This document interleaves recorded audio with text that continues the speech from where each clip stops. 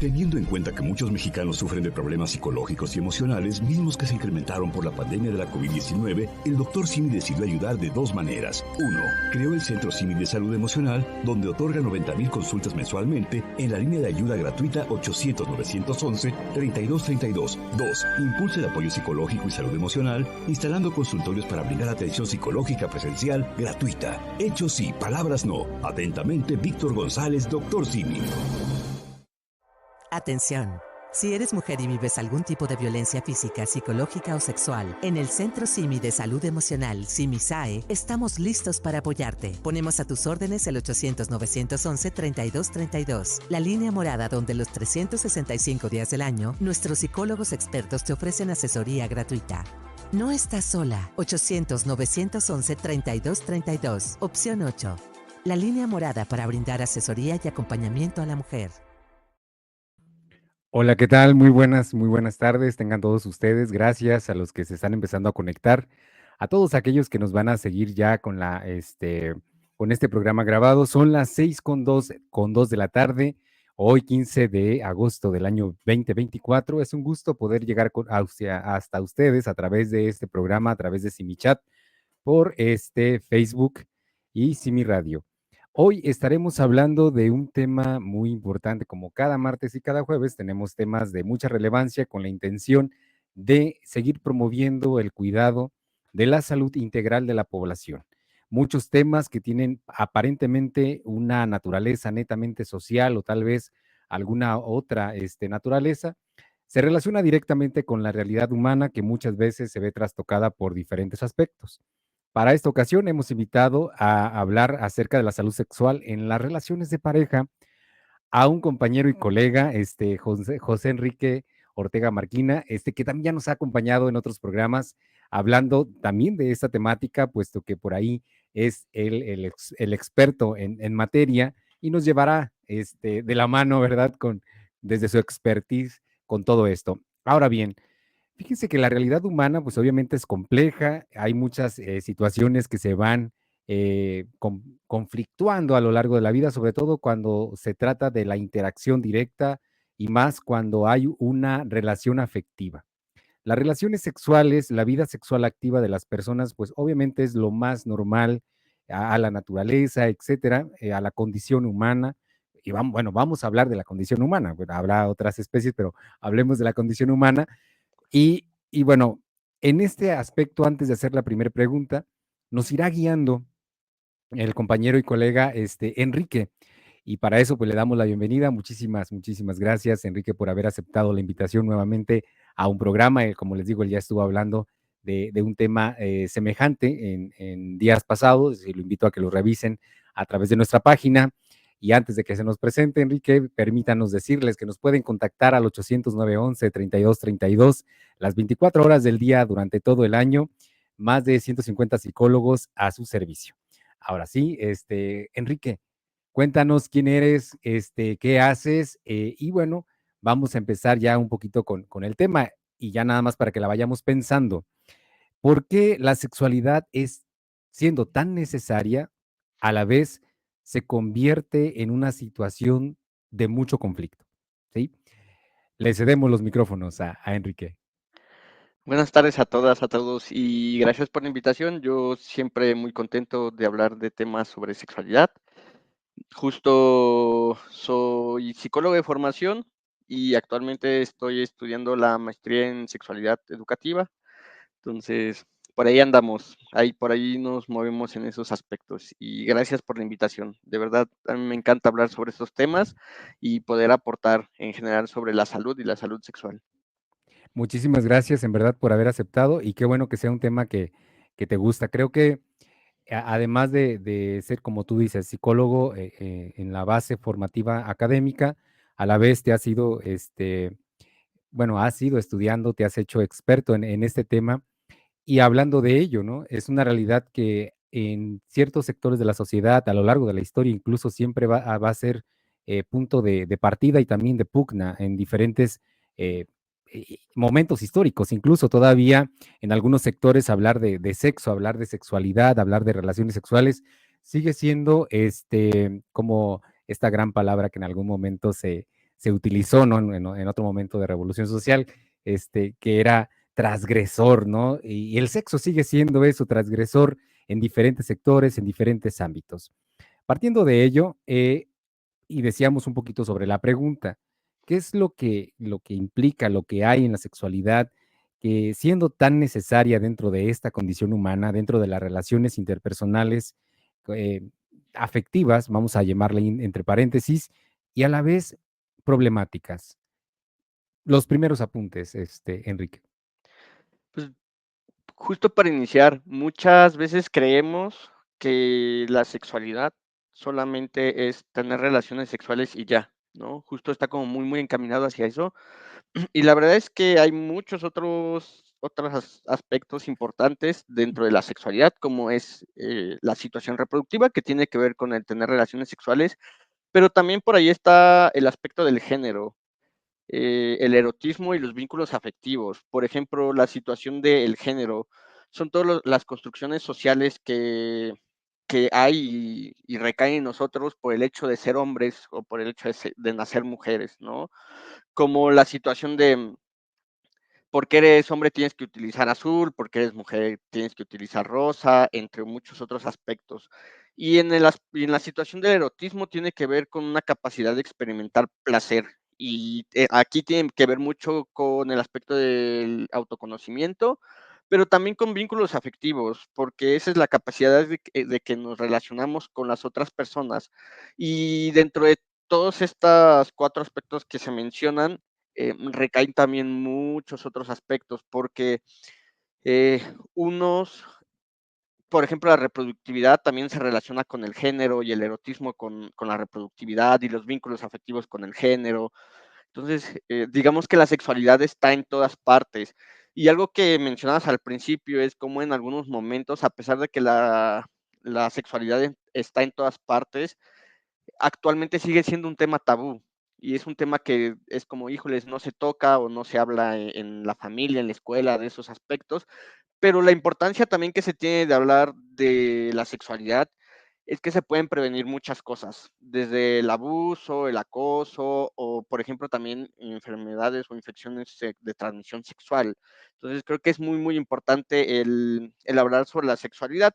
De hecho, también se tiene mucho la creencia de que el hablar sobre sexualidad va a implicar que las personas se interesen más, los adolescentes, por ejemplo, pero si se dan las bases suficientes, apoyan muchísimo para prevenir violencias, abusos o, por ejemplo, algunas infecciones de transmisión sexual. Entonces, es sumamente importante el hablar sobre la sexualidad en general.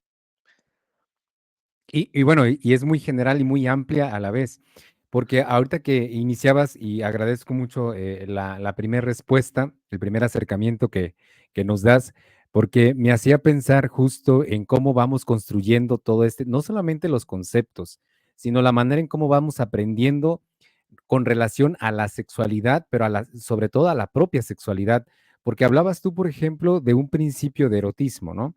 En la medida en cómo vamos desarrollándonos en nuestro proceso psicosexual, pues obviamente vamos aprendiendo del entorno, aprendiendo uno mismo, ¿no? Buscando, explorando, es parte de la naturaleza, pero una carencia que resaltas, el hecho de que no haya una formación adecuada, un seguimiento adecuado, hace que en ocasiones se disparen estas situaciones como los abusos, etcétera, etcétera. Y mencionabas también una población específica, los adolescentes o las personas que están en esta primera etapa, ¿no? De redescubrirse. Y digo primera etapa porque siempre, digo, tú eres el experto en esto, pero siempre nos estamos descubriendo en esto, ¿no? Obviamente no es como ya, pues ya tengo 40 años y entonces pues ya me conocí, ya perfecto, ¿no? Ya funcionó bien. Y sobre todo por el tabú que mencionabas también, que de pronto la sexualidad o todo lo que tiene que ver con la práctica y vivencia sexual, pareciera que se va a la parte genital únicamente, ¿no? A la parte sexogenital y no a todo lo que implica o lo integral que es esta realidad.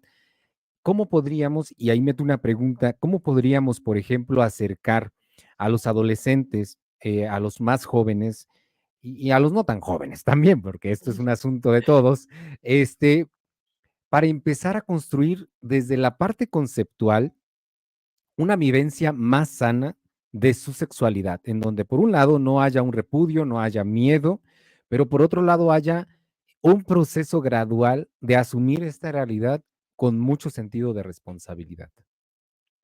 Creo que lo primero que sería importante realizar sería el que se lleguen a acercar con, con cosas que les gusta, con cosas que les satisfacen, mucho relacionado con el erotismo, el disfrute, que justo visualicen la importancia de disfrutar, de conocerse también, porque también muchas veces a partir de ciertos temas tabú, como que nos llegan a decir que no tengamos relaciones sexuales porque es malo, o ciertas cosas que tienen que ver con un no disfrutar porque es malo. Creo que empezar justamente por abrir este panorama, que hablen de su sexualidad, de lo que les gusta, y ya después de que se abre este panorama, ya poder inculcar mucho la importancia de tener una responsabilidad en su autocuidado y también con la otra persona, porque algo que sucede mucho en la sexualidad o cuando llegamos a tener relaciones sexuales es que el cuidar no solamente implica hacia nosotros, sino también ya implica hacia otra persona. Ok, y muchas gracias. Y voy a retomar una pregunta que, bueno, hay dos preguntas, pero una nos hace Yosabet García, lo que le agradecemos, y también Anaí Orduña nos hace una pregunta que justo iba, o quiero relacionarla con esto que acabas de decir, con relación al grupo etario, a los adolescentes, a los más jóvenes. ¿Desde qué edad es recomendable hablar con los niños y niñas de la sexualidad y erotismo? Y apunto porque ya, por ejemplo, en los programas escolares ya hay hoy en día, a lo mejor más que en mi tiempo, ¿verdad? En mi tiempo era como, viene una paginita y pásala rápido, ¿no? Los profesores pues nunca hablaron de eso, que yo me acuerde, ¿no? Jamás. Y hoy en día veo que les dejan maquetas y no sé cuánto, y ahí tienen en apuros a los pobres padres, ¿no? Pero ¿desde qué edad es oportuno hablar, por un lado? ¿Por qué? Porque hay una distinción importantísima. Y aquí nos apunta también Anaí, y agradecemos su excelente pregunta. Sexualidad y erotismo, porque de pronto también en el proceso de descubrirse a sí mismos como sujetos sexuados, los adolescentes, los niños, de pronto el erotismo también suele ser una situación de mucho riesgo, porque si es una situación natural, lo que tú quieras, pero de pronto la manera hacia dónde se dirige la sexualidad y el erotismo pudiera traer conductas o prácticas de riesgo, hablando del consumo de pornografía. ¿Por qué? Porque el constructo o el concepto de erotismo, cuando tú lo escuchas suelto, erotismo o algo erótico, incluso por el mismo constructo social, te suena como incómodo, raro, ¿no? ¿Y cómo vas a hablarle a un menor de erotismo, ¿no? ¿Cuáles son los parámetros? ¿Cuál es la edad? ¿Cuál es el lenguaje, Enrique? En cuestiones de a qué edad sería lo más oportuno el hablar sobre sexualidad, yo diría que desde que empiezan a hacer preguntas, porque al momento de que hacen ciertas preguntas, ya los niños, los adolescentes, las adolescentes ya tienen una capacidad de escuchar una respuesta. Lo que sí sería también muy, muy importante es el indagar de dónde lo escucharon, por qué viene la pregunta, porque muchas veces, por ejemplo, voy a dar un ejemplo. Llega un niño de 8, una niña, un niño de 8 años y le preguntan a su papá, papá, ¿qué es sexo? Y entonces de repente es como, nos asustamos, ¿no? Porque, ¿qué le voy a decir? Y Claro, justo es muy importante preguntarle de dónde lo escuchaste, porque sí puede ser un aspecto que esté relacionado con la sexualidad, con reproducción, pero también meramente puede ser porque, es que en el examen decía sexo, masculino, femenino, ¿no? Hombre, claro. mujer. Entonces creo que a partir de ahí también creo que es importante como el identificar en qué momento y en qué circunstancias se da. Y con relación también al aspecto del erotismo, creo que también es muy, muy importante el ser realistas con relación a la situación del erotismo, porque por ahí comentabas el hecho y la situación de la pornografía, ¿no? De las expresiones gráficas de la sexualidad. Creo que ahí sí es muy importante el estar abiertos al diálogo con el adolescente, con la adolescente, y por ejemplo, en ese aspecto, sí mencionar y dejar muy, muy en claro que si bien sirve también para un erotismo, pero también dejar muy, muy en claro que justo son películas y que no son reales, porque muchas veces también a partir de lo que se ve y de lo que se percibe, se crean ciertas ideas, ¿no? Y muchas veces esas ideas son irreales. Entonces, también tener cuidado en ese aspecto, en esa situación. Y con relación al poder brindarle herramientas a las adolescentes y en general a la población de evitar ciertas conductas de riesgo, creo que ahí sí es muy, muy importante el hablar sobre el autocuidado, el uso de métodos anticonceptivos para evitar los embarazos, o justo también el hablar la importancia del uso del condón, y no solamente de eso, sino también el hablar de otras muchas cosas, ¿no? Como por ejemplo el uso de dales, el uso de láminas, entre otras cosas, creo que también es muy, muy importante porque muchas veces creemos que las infecciones de transmisión sexual solamente se dan a partir del tener una relación sexual coital y no muchas veces es así. Entonces también hay que tener cuidado en esos aspectos y en ese sentido. Claro, muchas gracias. Y voy a partir de lo que decías también, las enfermedades e infecciones. Y luego me gustaría retomar otra pregunta para hilarla con la que nos hace Elizabeth García, pero para no perder este comentario que nos haces. Vivimos una sociedad en donde a ver, voy a partir de esa realidad, los embarazos en menores de edad es altísimo. ¿Sí? Por así decirlo, una realidad que habla obviamente de la carencia de formación y educación en estos temas, por un lado, en protección, etcétera, ¿no? Obviamente en todo lo que ya has dicho. Pero además de ello, que no es poca cosa porque hay muchas situaciones de alto riesgo, también estamos hablando o estabas hablando de las maneras, de los medios a través de los cuales se pueden cuidar y que en efecto pueden evitar una realidad que mencionabas y hacías una distinción. Infecciones de transmisión sexual y enfermedades de transmisión sexual. En México, al menos algunas estadísticas dicen que más del 80% de las personas están expuestas, por ejemplo, al virus del papiloma humano desde su primera relación sexual. En este contexto, Enrique, ¿qué puedes decirnos al respecto? O sea, primero la distinción de las enfermedades, las más frecuentes comunes, con la mayor incidencia en la población, y cuáles son como las medidas que ya nos decías, pero las medidas más específicas dentro de esto. Las, bueno, la primera, la distinción. Las infecciones justamente pueden ser como muchas otras, ¿no? La gripa, alguna infección estomacal, que no necesariamente recaen en una enfermedad.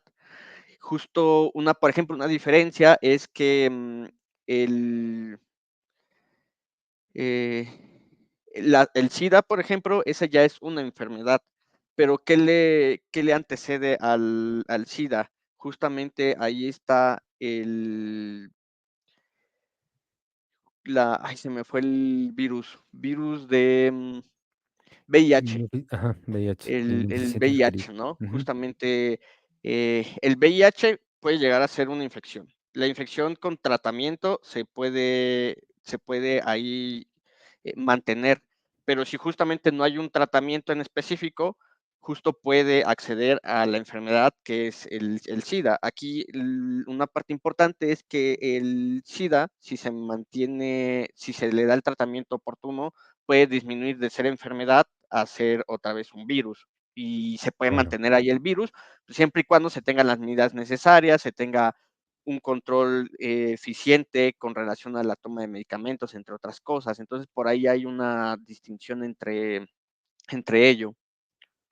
Ahora, de las ETS más frecuentes en la población por esta carencia de información, por asuntos de tal vez descuido y responsabilidades, obviamente también, porque no solamente hablamos de una población joven, hablamos de una población pues de todas las edades que pueden estar expuestos por una falta de responsabilidad, y sobre todo hablando de las personas que ya conocen, o que ya conocemos algunas medidas profilácticas, tal vez ahí de cuál enfermedad o cuál infección, desde la narrativa que nos das, es más frecuente o tiene mayor incidencia en la población?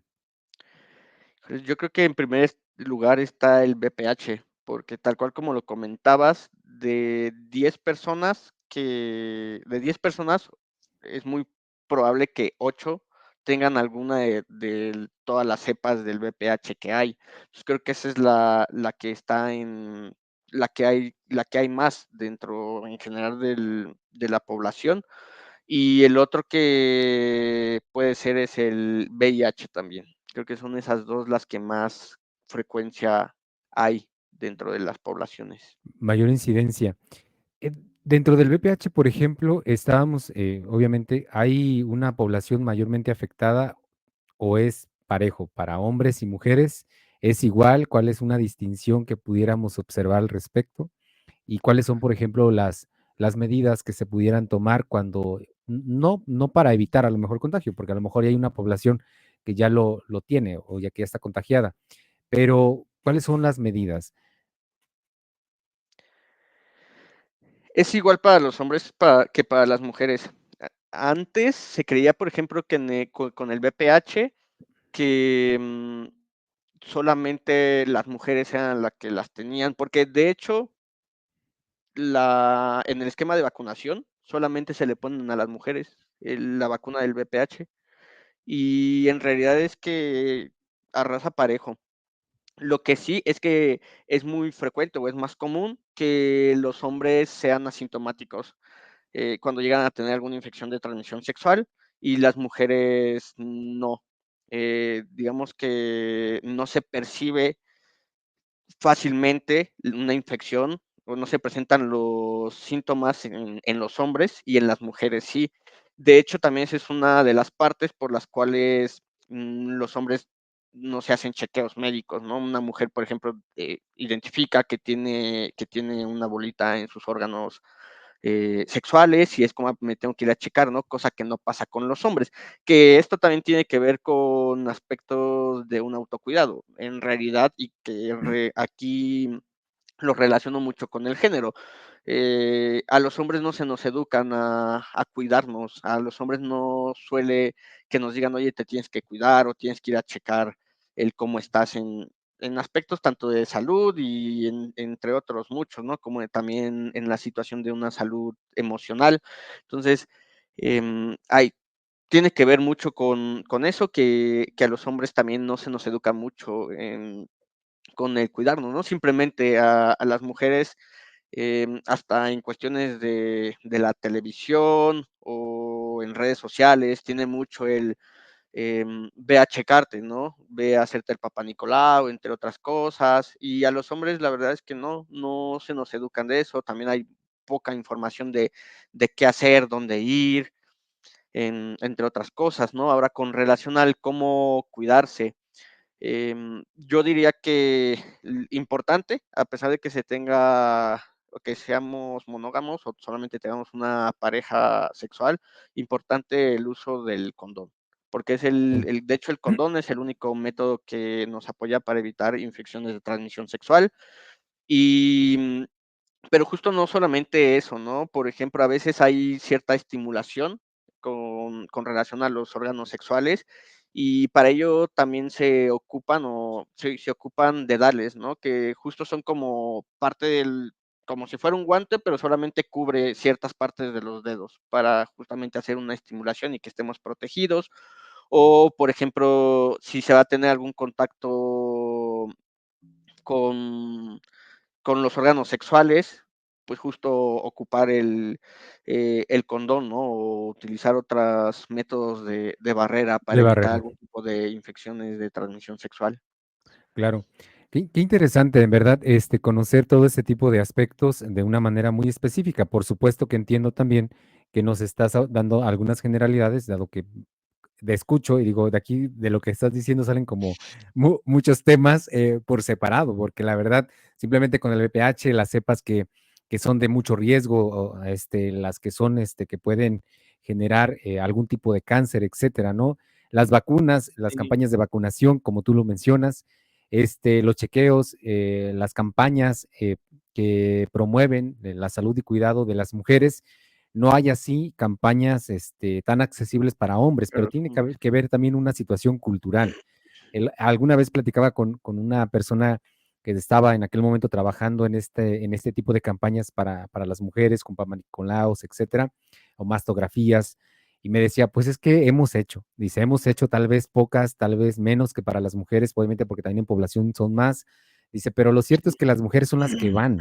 Dice, los hombres hemos hecho sí, y nuestra brigada queda ahí sola. Dice, cuando mucho pues van los que iban ahí de ayudantes, ¿no? Y obligados pues para no quedar mal como haciéndonos el favor, dice, pero la verdad es que como hombres, hablando en términos culturales, pues sí, estamos muy en eso, o sea, no vamos. ¿Por qué? Porque indudablemente hay este constructo dentro de la cultura del machismo en donde, pues, ¿cómo me sí, van a andar pensando a mí, verdad?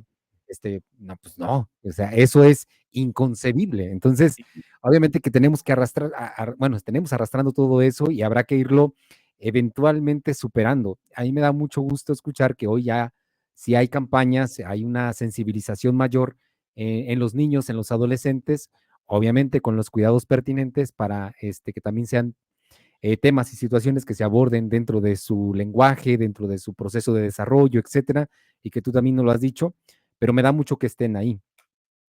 Y bueno, muchísimas gracias.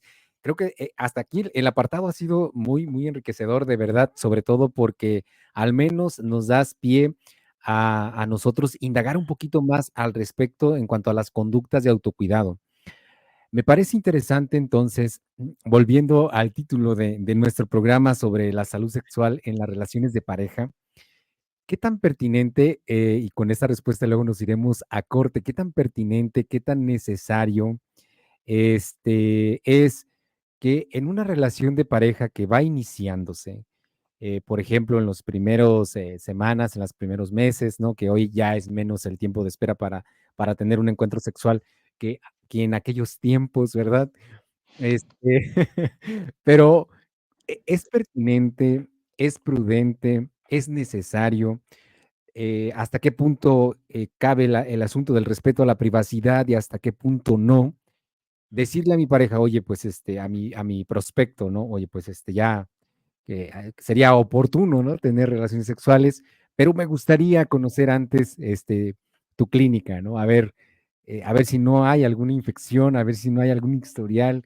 ¿Eso hasta qué punto pudiera caber dentro de este contexto de las relaciones de pareja, Enrique?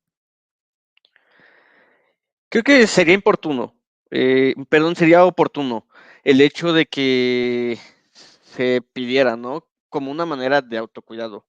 Pero también ahí está una situación y ahí también radica de, híjoles, es que también es algo privado, ¿no? Que la otra persona puede decir, oye, ¿sabes qué? Es algo privado.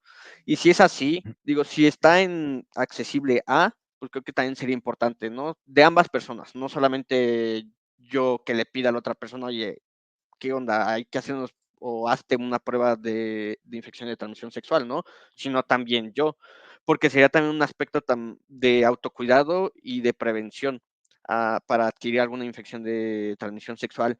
Pero también la otra persona está en todo su derecho a decir, oye, sabes que no, y creo que en ese aspecto sería muy importante que yo, que ya pedí algunas pruebas de infección de transmisión sexual y que fueron negadas tenga acciones de autocuidado, ¿no? Simplemente el hecho de decir, oye, ¿sabes qué?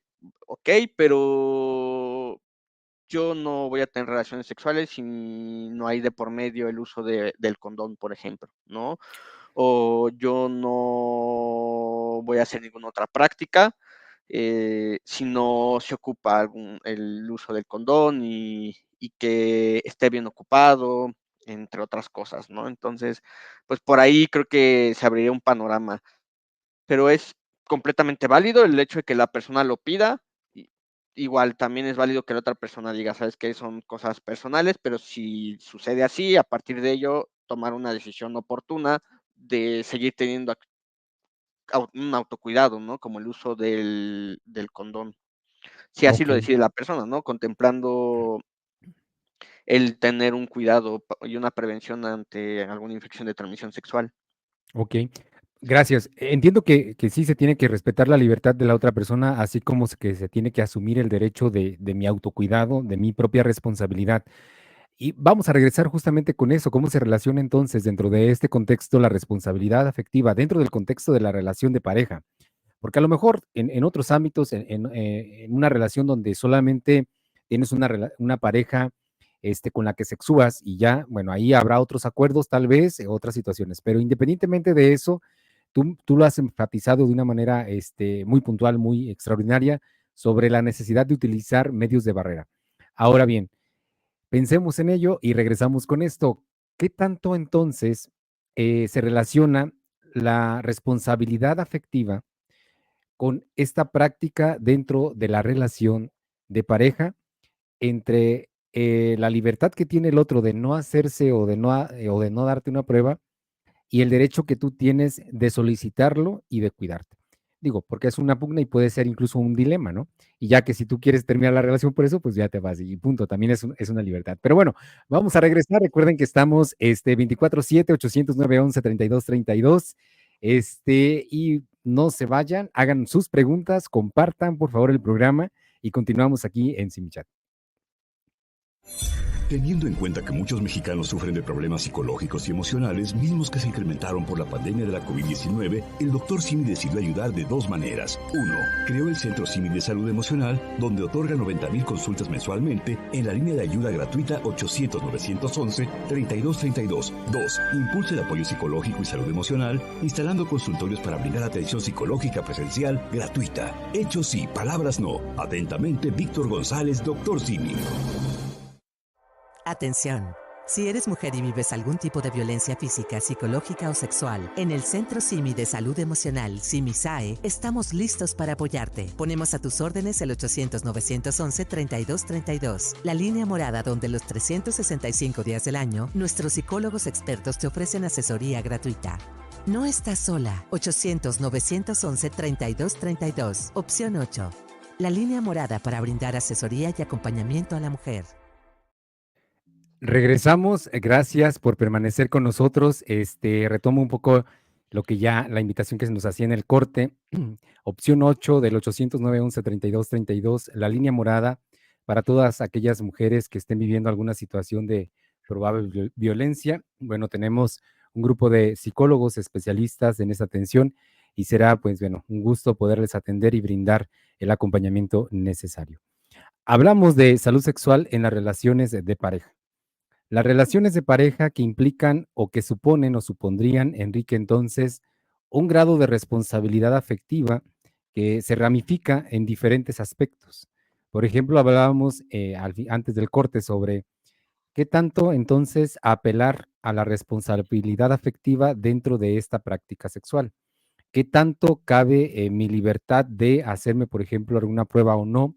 ¿Qué tanto también está involucrada este asunto de la responsabilidad afectiva en este tema al saberme yo portador vamos a ponerlo así, del más frecuente, ¿no? Del VPH y no decirlo y sabiendo, y en ocasiones minimizando, ay, pues yo creo que no va a pasar nada, ¿no? Porque como lo mencionaba, sobre todo en la población de hombres, a muchos somos asintomáticos y entonces damos por hecho, porque tampoco nunca nos hacemos un examen ni nada, damos por hecho pues que yo no tengo nada, ¿no? Yo no tengo nada, entonces, pues ojalá que ella no, porque también eso, ahorita pensaba eso, de pronto pareciera que entonces la población que contagia son las mujeres, y obviamente que no, por ejemplo, en el VPH, pues Sí. sabemos que no. Pero bueno, dime. La responsabilidad afectiva es muy, muy importante. Yo diría que no solamente en una relación que tiene una relación como la pudiéramos nombrar eh, monogámica o formal, sino en cualquier relación, ¿no? De hecho, se tiene mucho la creencia de que si solamente es mi pareja meramente sexual, no se tienen acuerdos. Pero la verdad es que sería muy, muy importante el que se tengan acuerdos y dentro de esos acuerdos que estén relacionados con un autocuidado. Y con relación a la responsabilidad afectiva, sí es muy, muy importante, porque la responsabilidad afectiva implica el cuidar al otro sin dejar de cuidarme a mí mismo. Pero pues también hay que ser muy, muy sinceros. No todas las relaciones se llevan de esa manera.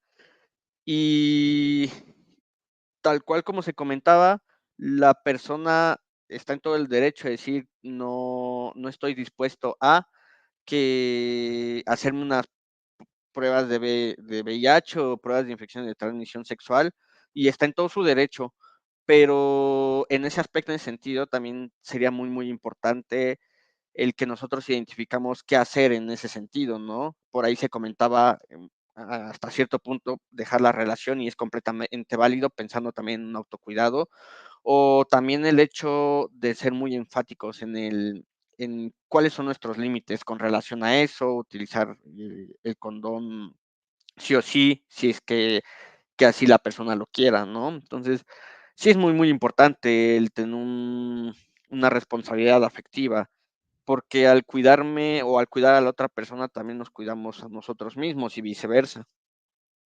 Claro, y es que la responsabilidad afectiva parte de la propia, ¿no? O sea, parte de la propia y que de ahí, obviamente, como consecuencia, soy responsable también de lo que estoy generando, de lo que se está generando en esta interacción. Y bueno, siguiendo con este asunto de las relaciones de pareja, entonces, hablábamos o hemos hablado que se va construyendo a lo largo de nuestro desarrollo en diferentes etapas, en diferentes momentos, menos que más, según la población, entre hombres y mujeres, pues hay una distinción importante, ya lo habíamos mencionado en un inicio. Y en este proceso, hablando de las relaciones de pareja, en esta construcción ya hecha o ya estable o no estable, ¿qué tanto afecta, por ejemplo, el que yo de algún modo haya aprendido acerca de la sexualidad de una manera errónea, tal vez? Y lo quiero asociar directamente con la pregunta que nos hacía Yosabet en el chat, que dice que el sexo deja de ser importante conforme pasa los años. ¿Por qué lo pensaba? Porque puede que sí, pero puede que sí, ¿por qué?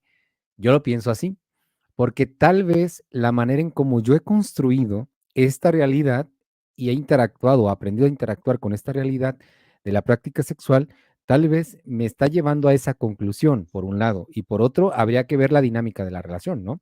Habría que ver qué ha estado pasando a lo largo de la construcción de esta relación en términos de comunicación asertiva, en términos de responsabilidad afectiva, que tal vez los está llevando a considerar que la relación sexual pues, no es importante. Y me adelanto, habrá parejas que puedan estar estables sin relaciones sexuales. Mm, depende mucho, con relación a la primera pregunta, depende mucho de las personas. Sí, hay estudios donde se menciona que la frecuencia del contacto sexual que llegan a tener las personas que llegan a casarse o vivir en unión libre disminuye drásticamente, pero en gran medida se debe a dos factores que yo pudiera mencionar específicamente. Uno, las responsabilidades que se tienen al tener un vínculo ya más cercano cambia completamente, porque ya hay una responsabilidad pues se tienen que hacer labores de la casa, el trabajo, entre otras muchas cosas, y eso genera también que haya una disminución. Em, Más si en algún momento y en alguna circunstancia se llega a tomar la decisión de paternar o maternar, pues también ahí hay una responsabilidad que se tiene con el hijo, la hija, ¿no? Entonces disminuye en gran medida. Y otro aspecto que también es importante y que tiene que ver también con aspectos y con situaciones de género es que al momento de ya ser esposos o esposas, se tienen muchas creencias de cómo se tiene que comportar una esposa y cómo se tiene que comportar un esposo. Y justo dentro de esas situaciones tiene que ver mucho con el tener relaciones sexuales, pero no con tener relaciones sexuales que se son permitidas para las personas o para los jóvenes o las jóvenes y las y los adolescentes, ¿no? Como por ejemplo el hecho de tener fantasías sexuales para un adolescente está bien permitido, pero justo para una persona que ya es casada o que ya está casado, ya no es tan permitido. Entonces creo que depende mucho también de esos aspectos.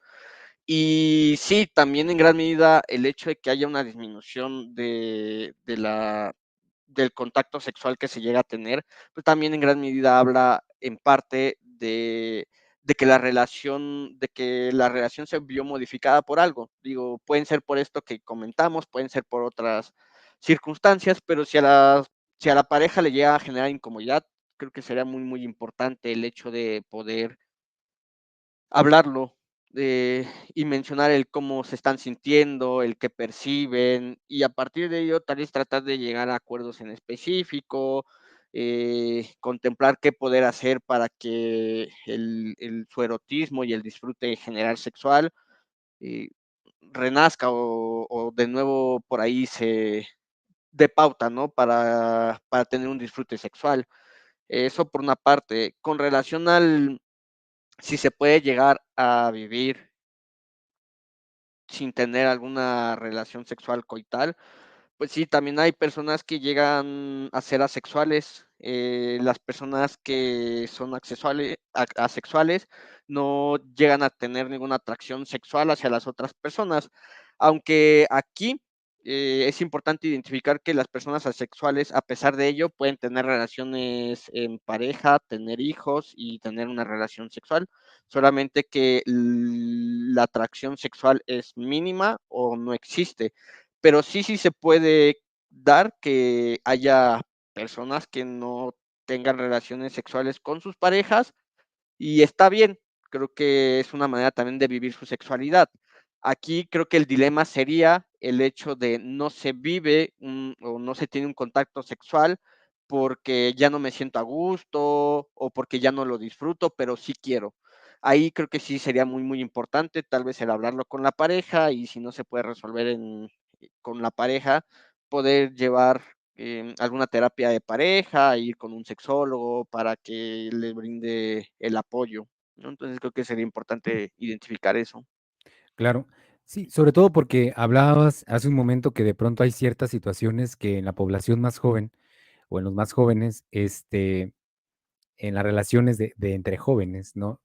Como que es obvio y se da por hecho, ¿verdad? Se da por hecho que pues todo es permitido porque están jóvenes, ¿no? Y incluso ahorita pensaba también junto con bueno, con relación a la pregunta, eh, pues de pronto pareciera que las personas mayores, ¿no? Pues tienen, pues ya, se jubilaron de esto y pues ya ellos no tienen vida sexual, pues ¿para qué les damos información o formación sobre esto, no? Pero digo, antes mencionabas, es dentro de los tabúes que existen, es ¿no? Con el paso de los años, pues como sociedad decimos, pues ya no, ¿no? Pues ya no lo necesitan. Pero y lo comento porque mencionabas un aspecto muy importante que llama mi atención sobre cómo trabajar, cómo identificar, cómo hacer para que el deseo y el erotismo dentro de la relación de pareja no caiga en una narrativa que incluso ya nos compartían en otros simichat, que era tener relaciones sexuales pues solo por cumplir, ¿no? Y en alguna pregunta por ahí que encontrábamos, pues y lo mencionabas tú, bueno, pues es que yo no quiero, no tengo deseo, nada, pero pues ya estamos, ¿no? Pues hay que tener hijos, hay que, sexual, porque pues sí, ¿no? Somos pareja. Y bueno, dabas una pauta cómo atenderse, pero entonces, ¿cómo, como pareja, además ya lo has dicho, ¿no? Ir con un sexólogo y demás, pero el erotismo y el deseo, ¿cómo trabajarlo independientemente de la edad, sobre todo las parejas más jóvenes y las parejas de personas mayores? ¿Cómo marcar algunas pautas, si es que es esto posible? Yo creo que lo primero sería el tener mucho autoconocimiento de qué nos gusta, qué disfrutamos, si nos gusta que nos besen el cuello, qué también no nos gusta, y a partir de ahí es poder empezar a hablar con la pareja para, para reanimar esta atracción sexual o este deseo sexual, ¿no? En ese aspecto, en ese sentido. Em, y creo que también tiene que ver mucho el identificar por qué no se está teniendo este deseo, por qué ya no es tan frecuente los contactos sexuales, ¿no? porque puede ser desde el cansancio que pueden llegar a tener las parejas, o simplemente no tener el tiempo o el lugar oportuno, ¿no? Por ejemplo, ya cuando se llegan a tener hijos, el tiempo que tienen las parejas de estar solos, pues ya es mínimo. Pero, por ejemplo, en ese aspecto, en ese sentido, tal vez sería importante el visualizar qué hacemos con este deseo que tenemos, ¿no? No sé, tal vez el hecho de investigar el ir a otro lugar donde se puedan tener este tipo de prácticas sexuales, donde de apertura a que haya un disfrute, ¿no? Y en general es eso, el conocerse, el también estar abiertos a experimentar nuevas cosas, obviamente si ambas personas quieren, el hecho de irse conociendo también un poquito más, porque justo comentabas al principio de la plática, nunca nos terminamos de conocer, ¿no? Damos por sentado que ya siendo adultos ya nos conocemos completamente o que conocemos todo. Entonces, desde el investigar, el conocernos más, el estar abiertos a poder cumplir en algún momento ciertas fantasías sexuales que llegamos a tener, son cosas que dan cierta pauta para el disfrute de nuestra sexualidad en general. Claro, gracias. Mira, qué interesante el hecho de retomar todo esto, que la salud sexual dentro de las relaciones de pareja implica un proceso gradual de autoconocimiento que a su vez va haciendo más sólido el sentido de responsabilidad sobre el propio autocuidado y como consecuencia sobre el cuidado de la pareja, sea una pareja formal o no, porque bueno, también estamos en esta dinámica social, ¿no? En donde hay hoy en día una apertura, una flexibilidad en ese aspecto, en donde también hay riesgos, en donde no solamente es una sola pareja, sino son varias parejas sexuales y bueno, de ahí los riesgos. Entonces, ¿cómo vamos construyendo todo esto? Y hablando de las relaciones ya establecidas, llama mucho mi atención el hecho de que nos volquemos o nos volvamos nuevamente a las bases. Construir una relación sana de pareja parte del hecho o principio de construir un conocimiento, una autonomía, una responsabilidad propia que nos lleve al autocuidado y que como consecuencia evite muchísimos riesgos, no solamente en términos físicos, que no son menores y suelen ser muy delicados y muy graves, como también los hemos mencionado, sino también en la salud mental. ¿Cuántas veces se viven relaciones de pareja en donde por esta u otra razón la comunicación asertiva está siendo tan excluida que va generando el caldo de cultivo para que haya un fracaso en las relaciones? Si nos pudieras ayudar a concluir, ¿qué pudiéramos decir en este sentido? Partiendo de que las relaciones sexuales en la pareja implican este proceso de cuidado y conocimiento sobre uno mismo que se proyecta y que se engrandece a través de la interacción con la relación de pareja o con tu pareja. Creo que tiene que ver mucho pues, desde nuestra infancia, el hecho de poder que nos planteen o que nos den herramientas de autoconocimiento, pero también de el poner límites, porque también una manera de el comunicarnos en nuestra relación de pareja es también el mencionar y el decir qué quiero y qué no quiero, qué me gusta y qué no me disgusta. Y retomando también un poco lo relacionado con el género, em, muchas veces como infantes nos dicen, es que tienes que saludar a tu mayor porque es tu mayor, ¿no? Y justo siendo que nosotros no queremos hacerlo. Y en ese aspecto y en ese sentido, el hecho de que nos exijan el hacerlo también implica que o da pauta para que no digamos el cómo nos sentimos o el que no nos sentimos a gusto saludando de beso o otro tipo de acciones, ¿no? Entonces creo que sí es muy importante el hecho de plantear y de fomentar mucho el respetar la decisión de las otras personas, para que cuando lleguemos a vincularnos con una persona se mantenga este respeto hacia nosotros mismos, del decir no quiero hacer esto, me incomoda esto, y dar gran pauta también para tener una buena comunicación y también una comunicación asertiva, porque muchas veces cuando nosotros tenemos una relación, solemos callar ciertas cosas porque creemos que no tiene sentido el decirlas. Y pues todo esto tiene que ver también mucho a partir de cómo nosotros vamos construyendo qué es una relación y cómo se llegan a dar las relaciones. Entonces, gran parte de tener una buena comunicación tiene que ver también con un conocernos a nosotros mismos y respetar nuestras decisiones. Empezar respetando nuestras decisiones, nosotros mismos, ¿no? Porque muchas veces el hecho de no respetar nuestras decisiones o de no querer hablar, mencionar nuestras incomodidades, también es una parte de violentarnos hacia nosotros. Claro.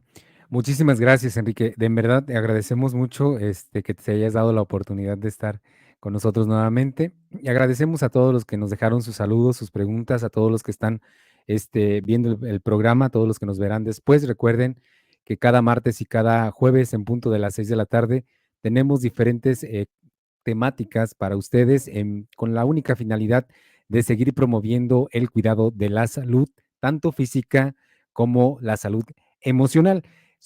Bueno, estamos las 24 horas del día durante todo el año, 809-11-32-32, y en verdad será un gusto poderles atender, orientarlos sobre este tema. Como ya se han dado cuenta, tenemos especialistas en ese tema. Enrique y otros colegas son, especialistas en esta materia, y con todo gusto, de verdad, estaremos al tanto para, ayudarles con algunas dudas, sobre todo, tocando el tema de la población de padres de familia, que de pronto tienen menores que ya empiezan a preguntar cosas, o que en clase escucharon, Ujú. vieron, el compañerito dijo, etcétera, y que de pronto pues también es cierto, no todos tenemos como padres las herramientas para hablar de estos temas que son, complicados, sobre todo por el lenguaje y todo lo que ya hemos comentado. Muchísimas gracias, en verdad, por haber estado, Enrique. Gracias por tus aportes, gracias de verdad. Y gracias a todos. Ojalá que nos podamos encontrar, nuevamente. Y recuerden, martes y jueves en punto de las 6 de la tarde tenemos Simichat. Que estén bien, pásenla bonito. Y nuevamente, Enrique, gracias, me despido. Hasta luego. Gracias, hasta luego.